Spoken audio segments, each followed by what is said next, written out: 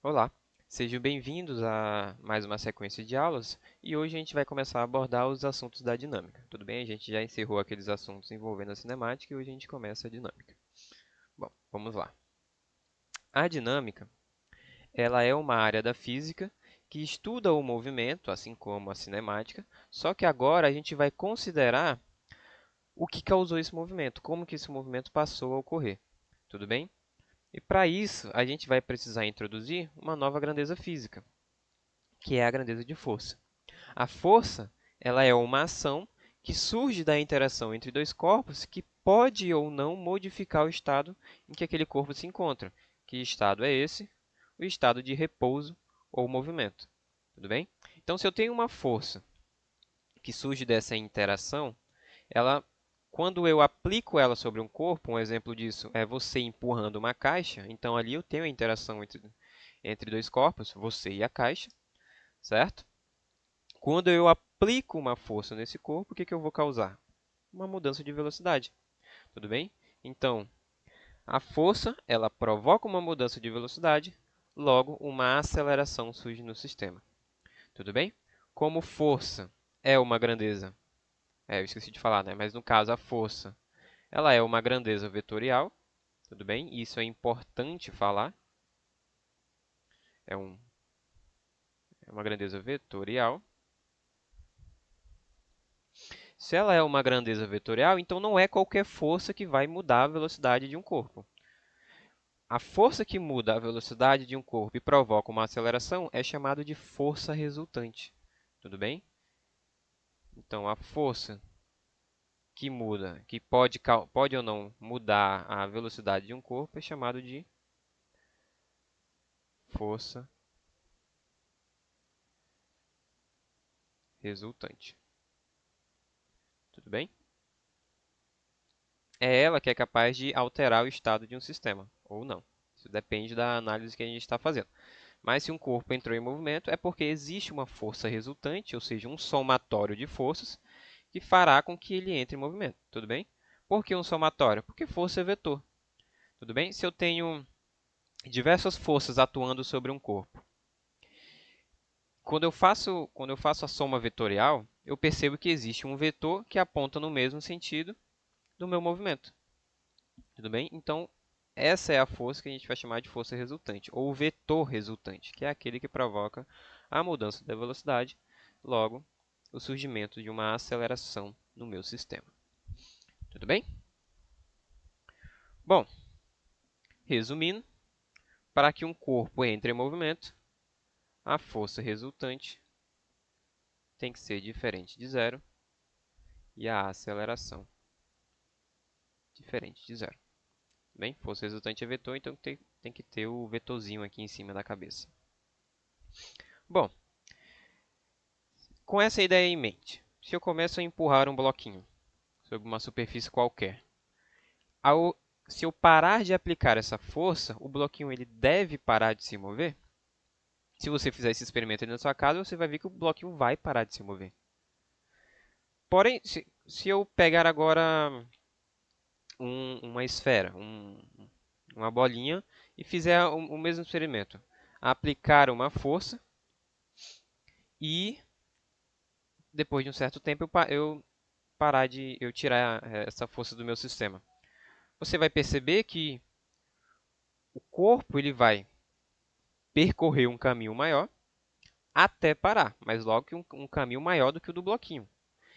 Então, o que você vai notar é que o bloco, tanto o bloco como a bolinha vão parar de se mover, não por conta de que eu parei de colocar uma força naquele sistema, mas sim por conta da existência de um atrito com a superfície. Se essa superfície fosse totalmente lisa, os dois, tanto o bloco como a bolinha, iriam permanecer se movimentando infinitamente. Então, na nossa análise, a força resultante ela é capaz de iniciar o movimento, só que sem ela, se eu tiro essa força resultante do sistema e tiro todas as forças desse sistema, ou digo que a força resultante é igual a zero, o bloquinho ele vai se mover em movimento retilíneo uniforme. Tudo bem? Vamos imaginar a situação aqui. Eu tenho um bloquinho sobre uma superfície, onde eu vou aplicar uma força F aqui. Se eu defino um sistema de coordenadas, por quê? Porque eu estou tratando de vetores. Então, eu preciso definir o sentido e a orientação desses vetores. Então, eu defino aqui o meu sistema de coordenadas cartesianas, x e y, tudo bem? E eu tenho uma força F sendo aplicada nesse sistema. Esse bloquinho vai mudar. Se essa é a única força nesse sistema aqui, na horizontal pelo menos, então essa daqui vai ser a força resultante, tudo bem? Já é a única força que está no sistema, então essa é a força resultante, não tem nem com o que eu fazer o somatório. Bom, esse bloquinho vai começar a mudar a sua velocidade, vai surgir uma aceleração. Tudo bem. Se eu paro de provocar essa força resultante aqui, o bloquinho e não existir nenhuma força de resistência sobre esse sistema, o bloquinho vai continuar em movimento infinitamente. Tudo bem? Por mais que não exista uma força. Só que, por não existir uma força resultante, essa velocidade aqui vai ser constante. Por quê? O que muda a velocidade não é a força resultante? Sim. Se eu não tenho mais a força resultante, o bloquinho não vai mudar mais sua velocidade. Porém, ele já está em movimento, então ele vai continuar em movimento. Tudo bem? E nesse caso, em MRU. Certo? Mas por que o bloquinho para?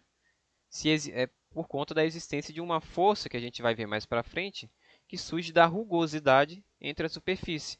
Então, se existisse aqui uma força entre a superfície e o bloco, existiria aqui uma FAT, ou seja, uma força de atrito. Mas isso a gente vai ver mais lá para frente, quando a gente falar mais especificadamente sobre essa força.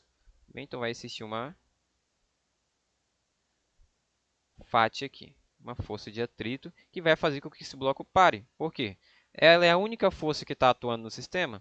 Perceba que eu não tenho mais nenhuma setinha aqui. Então, se ela está contrária ao movimento, ela está fazendo com que o bloquinho pare. Tudo bem? Mas isso só numa situação em que exista atrito com a superfície. Tudo bem? Mas se não existe nenhuma força atuando sobre esse corpo e ele está em movimento, a gente pode então enunciar a primeira lei de Newton. Vamos lá. Na primeira lei de Newton me diz que todo corpo que está em repouso ou em movimento tende a manter esse estado até que uma força resultante o modifique. Ou seja, se eu tenho um corpinho lá, na primeira situação aqui, que está em repouso, a sua posição não muda em relação ao referencial. Então, sua velocidade é igual a zero. Tudo bem? Então, esse corpo aqui está em repouso. Perceba que não tem nenhuma força atuando sobre ele. A partir do momento que eu aplicar uma força nesse sentido aqui, ela vai ser a força resultante, porque é a única força atuando sobre o sistema. Essa velocidade aqui vai ser diferente de zero. Então, eu já saio da primeira lei de Newton. Por quê? Porque eu tenho uma força resultante atuando sobre esse corpo. Então, ele está modificando o estado do corpo. Antes ele estava em repouso e agora ele está em movimento. Tudo bem? No segundo caso, é quando o corpo já está se movimentando. Aqui eu tenho um bloquinho sobre uma superfície e ele já está se movimentando com uma velocidade v constante. Tudo bem? Se eu aplico uma força para parar esse corpinho, ou para acelerar ele, né? Tanto faz. Estou aplicando aqui uma força F, resultante, porque é a única força que está atuando no sistema. Essa velocidade aqui não vai ser mais constante, ela vai variar. Vai surgir o quê? Uma aceleração. Então, aí eu já saio da primeira lei de Newton. Tudo bem? A primeira lei de Newton só me diz que se eu não tenho nenhuma força resultante atuando nesse sistema para modificar o estado dele, esse corpo ou vai ficar com uma velocidade constante em repouso ou com uma velocidade igual a zero, né, no caso, constante, ou com uma velocidade constante diferente de zero. Tudo bem? É isso que a primeira lei de Newton me diz. Todo corpo que está em repouso ou em movimento tende a permanecer esse estado até que uma força resultante o modifique. Um exemplo disso é quando você está dentro do ônibus, você está em movimento junto com o ônibus. Tudo bem? Agora, quando o ônibus freia bruscamente, qual a sua tendência? A sua tendência é continuar em movimento. Por isso que você é lançado para frente. Tudo bem? Essa é a sua tendência.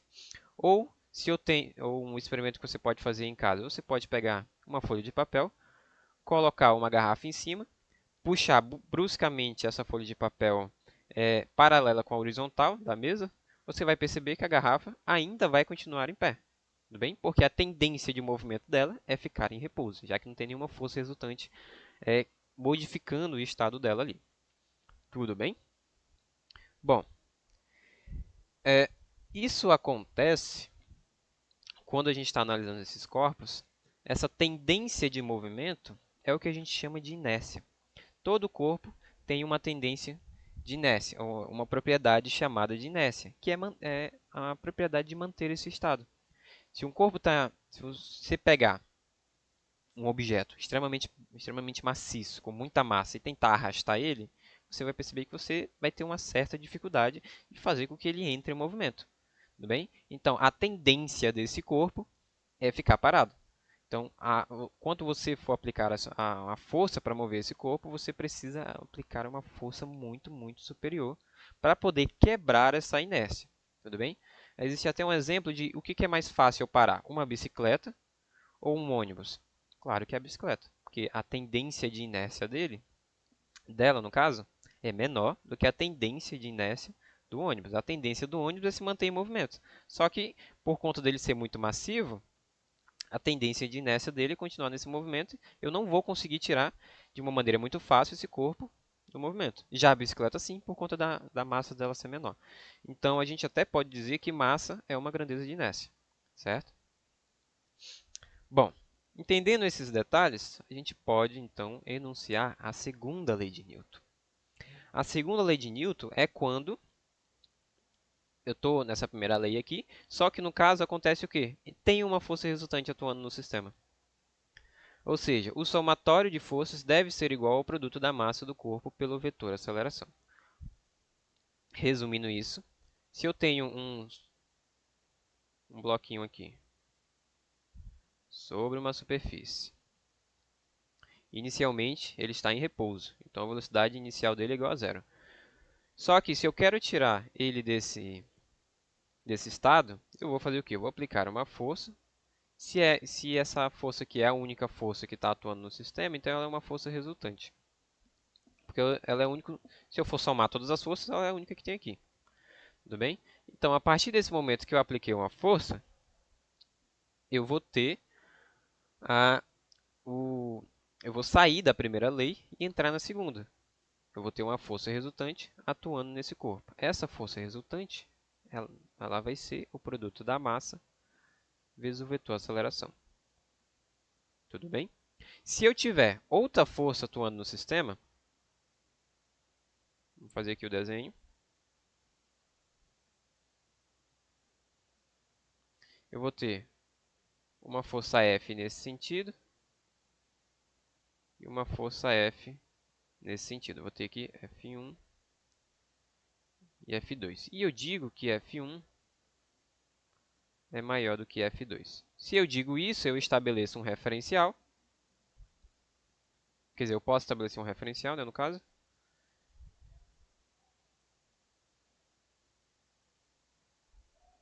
Onde nesse sentido aqui é o eixo X.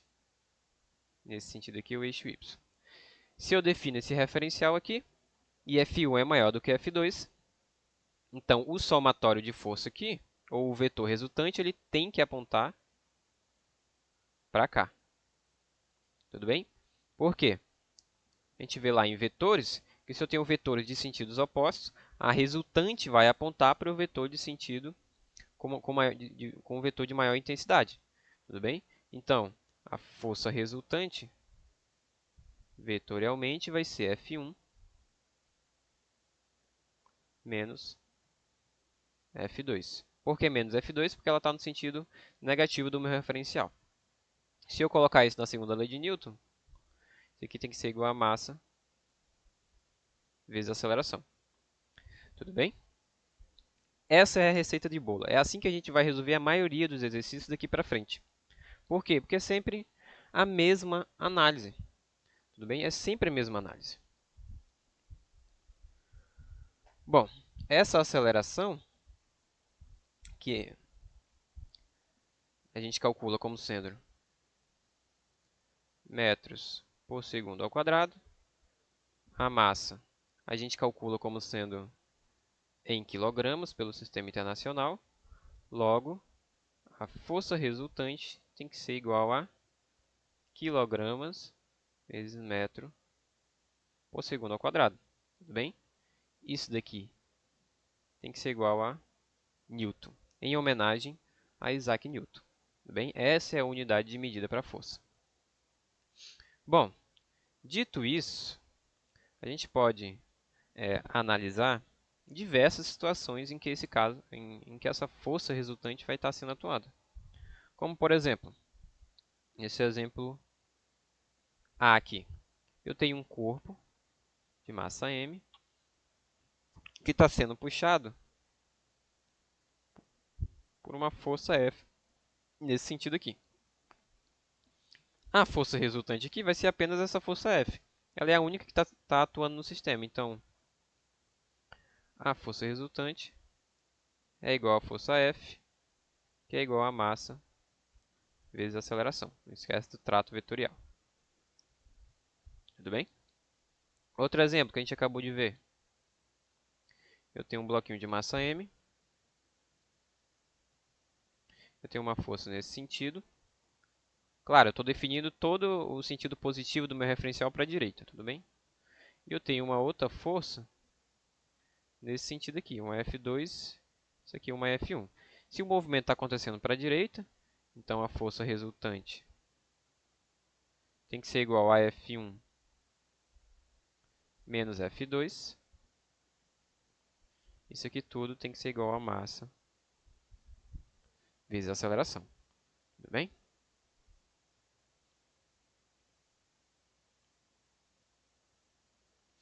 Um outro caso a gente estava tratando aqui só no sentido vertical, mas a gente pode também, quer dizer, só no sentido horizontal, mas a gente também pode tratar na direção vertical. Eu tenho um corpo com uma certa força para cima, chamada de F1, e uma força para baixo, chamada de F2. Como o sentido positivo do meu referencial está para cima, então a força resultante tem que ser igual a F1 menos F2 igual a massa vezes a aceleração. Tudo bem? Se eu tivesse outra força apontando para baixo aqui, era só eu somar ela aqui na nossa equação. Ficaria como? Ficaria a força resultante é igual a F1 menos F2 menos F3. Isso seria igual a massa vezes a aceleração. Tudo bem? Então perceba que se eu tenho vários vetores, eu preciso fazer apenas a soma vetorial deles. Se eu tenho, agora, vetores com direções diferentes, como assim? Eu tenho um de massa m aqui, eu tenho um vetor nesse sentido e um vetor nesse sentido. Ou seja, aqui eu tenho uma F1 e aqui eu tenho uma F2. Tudo bem? Se eu tenho vetores que estão perpendiculares entre si, o meu vetor resultante vai ser a reta que parte do meio deles. Tudo bem? Essa daqui, no caso, é o teorema de Pitágoras para a gente poder resolver, quer dizer, para a gente poder achar, no caso, a força resultante. A força resultante aqui, então, seria igual a FR ao quadrado é igual a F1 ao quadrado mais F2 ao quadrado. Teorema de Pitágoras para resolver isso daqui. Depois era só a gente substituir F resultante